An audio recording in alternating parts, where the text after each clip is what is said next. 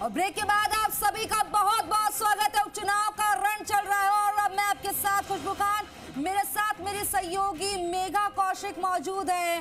बात कर रहे हैं उपचुनाव की। 7 सीटों पर उपचुनाव हो रहा है। रण पूरी तरह से तैयार है, लोग पहुंच रहे हैं, अपने मत का प्रयोग कर रहे हैं। ऐसे में जी राजस्थान भी अपने दर्शकों से अपील कर रहा है, जिन 7 सीटों पर उपचुनाव हो रहा है, अगर अभी भी आप अपने घर पर मौजूद हैं तो जाइए अपने मत का प्रयोग करिए, क्योंकि एक एक वोट बहुत कीमती होता है, आपकी किस्मत लिखता है। अपने मत का प्रयोग जरूर करें। और इसी के साथ, क्योंकि लगातार हर अपडेट आपको दे रहे हैं, हमारा पैनल भी जुड़ गया है। पैनल से आपको मुखातिब करा चुके हैं और अब चलिए पैनल का रुख कर लेते हैं। विकास बारट जी भी प्रवक्ता भाजपा हमारे साथ जुड़ गए हैं। आपका भी बहुत बहुत स्वागत है। और विकास जी, कितना कॉन्फिडेंट इस वक्त नजर आप आ रहे हैं?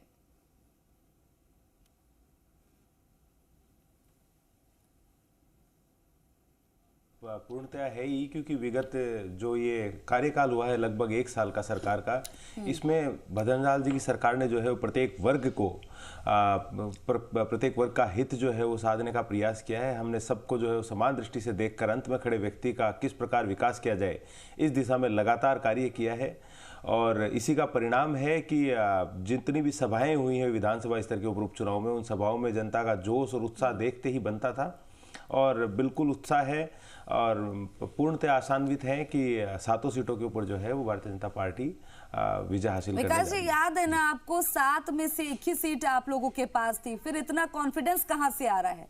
क्या कर दिया इस बार चुनाव में आप लोगों ने? देखिए मेघा जी, हमने चुनाव में वही किया है जो हमेशा से हम करते आ रहे हैं। हम कभी भी जो है वो भारतीय जनता पार्टी कभी भी किसी चुनाव को महत्वपूर्ण मानकर कार्य नहीं करती। हम हमेशा ही जो है वो हमारी कार्य योजना इस प्रकार रहती है, हमें किसी परिवार को तो साधना नहीं है, किसी परिवार के हित के लिए तो हम कार्य करते नहीं है। हमारा कार्य जो है वो अंत्योदय के लिए है और उसी के अंदर विगत 10 साल से नरेंद्र मोदी जी की सरकार जो है वो कार्य कर रही है। और पिछले 1 साल में जो जनादेश जी, ये कॉन्फिडेंस तो है, ये तो आज जब वोटिंग हो रही है तो किस्मत ईवीएम में कैद होगी ही प्रत्याशियों की। सुखदेश सिंह जी, आपका रुख करूंगी। कांग्रेस के लिए तो साख बचाने लड़ाई है, क्योंकि देखिए कांग्रेस के पास तो सीट 3 में से 7 में से अच्छी खासी थी। कैसे बचाएंगे अपने गढ़ को? अच्छा शुभदेव जी, एक जिक्र और कर दीजिएगा, क्योंकि अभी देवली उनियारा का जिक्र हो रहा था, बात हो रही थी, वहां पे बहिष्कार हो गया था। आप ही के प्रत्याशी, आप ही के विधायक थे, काम क्यों नहीं हो रहे सर? जनता ऐसे परेशान क्यों हो रही है?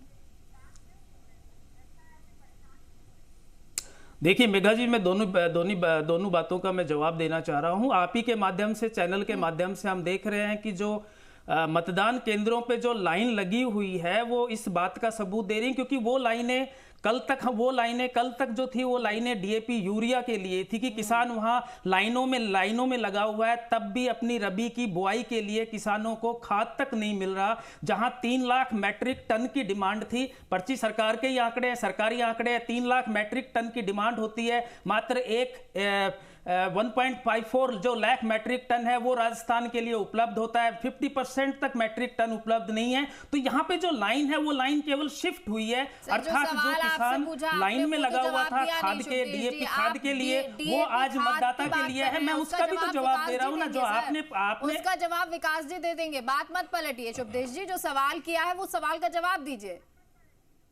नहीं, आपने जो 2 सवाल किए थे, मैंने पहले सवाल का जवाब दिया। आपने पूछा था कि चुनाव के अंदर कांग्रेस का जो क्या आकलन है, हमारा ये है। दूसरी बात है, सरकार 10 महीने किसकी है? विधायक की बात नहीं है, फैसले सरकार को करने होते हैं, विधायक कभी फैसले नहीं करते। यही जनता ने लोकसभा चुनाव के अंदर बहिष्कार किया था।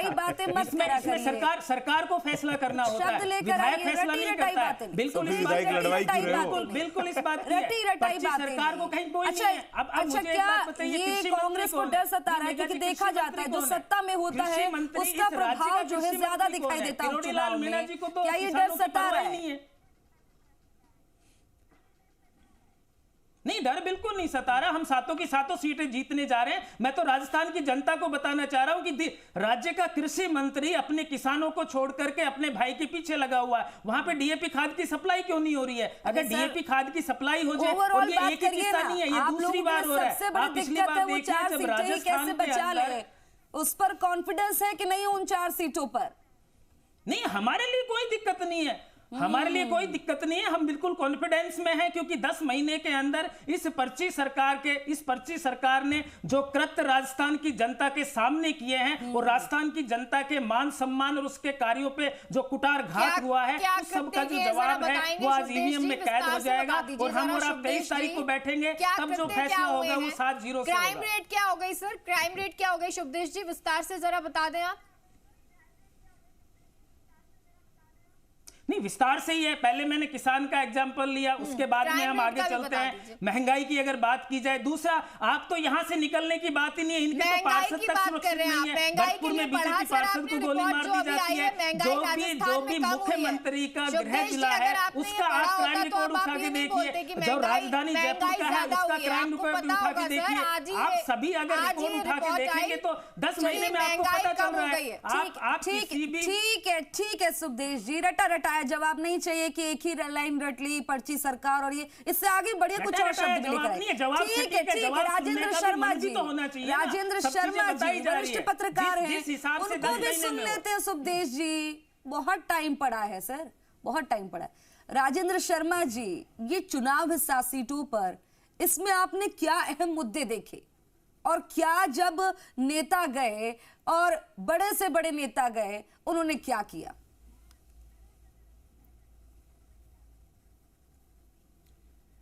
देखिए, सबसे पहले तो मैं आपके चैनल के माध्यम से उनियारा के अंदर जिन लोगों ने बहिष्कार किया उनसे एक आग्रह करना चाहूँगा कि उन्होंने अपनी बात अभी 1 घंटे 2 घंटे तक जो चुनाव का समय रहा, उसके अंदर मतदान का समय रहा, उसके अंदर उन्होंने बहिष्कार करके अपना मैसेज दे दिया है। उनको जो 816 जो वहाँ पर वोटर्स हैं उनसे मेरा यही आग्रह है, और मैं वहाँ पर जो विधायक के पद के लिए जो एक कैंडिडेट है वो भी धरने पर बैठे हैं, तो उनसे भी आग्रह करना चाहूँगा कि जो मताधिकार का जो उपयोग है वो जरूर करवाएं, क्योंकि जो उनको मैसेज देना था कि साहब हमारा ये काम नहीं हो रहा, देवली दूर है या उनियारा पास में, जो भी कुछ है उसका एक हल करने का तरीका दूसरा हो सकता है, पर मताधिकार का जो मौका मिला है, जो अवसर मिला है, उसके माध्यम से ही अपनी बात को कहें तो ज़्यादा बेटर है। इसलिए मेरा आग्रह है कि ये लोग अब मतदान शुरू कर दें, अपना मतदान के जो मताधिकार है उसका उपयोग करें। सबसे पहले तो मैं ये कहना चाहूँगा। दूसरी चीज, मैंने शुरुआत में कहा था कि ये चुनाव मुद्दों पे आधारित नहीं हो रहे, पिछले कई वर्षों से मुद्दों पे आधारित चुनाव नहीं हो रहे हैं। ठीक है सर, आप करूंगी इस बीच, क्योंकि देखिए एक बड़ी खबर आ रही है, हम चुनाव कवरेज लगातार महाकवरेज